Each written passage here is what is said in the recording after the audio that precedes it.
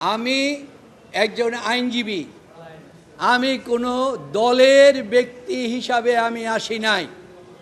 যেই ব্যক্তি আমার কাছে আইনজীবী হিসাবে আইনের সহায়তা চাবে, আমি তার আইনজীবী হিসাবে কাজ করব। আইনজীবী এবং ডাক্তারের কাছে কোনো দলভেদ নাই। যেই বিরোধী পক্ষ উন্ডেট হয়ে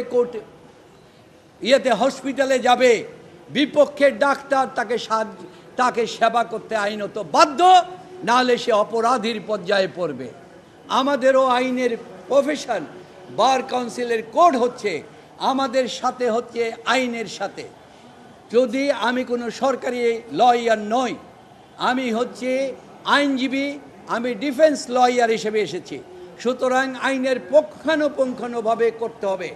আমি ডক্টর ইউনূস সাহেবেরও একজন আইনজীবী হিসাবে আমি তার মামলা করেছি, এবং আমি তার কোনো সরকারেরও অংশ না, এবং আমি তার কোনো এই বিচার ব্যবস্থার অ্যাটর্নি জেনারেলের অফিসেরও কোনো অংশ না, এবং আমি এই আদালতের এই ইন্টারন্যাশনাল ট্রাইব্যুনালেরও প্রসিকিউশনের অংশ না। আমি একজন স্বাধীন আইনজীবী হিসাবে আমার মক্কেলকে সহায়তা দেওয়ার আমার আইনগত অধিকার।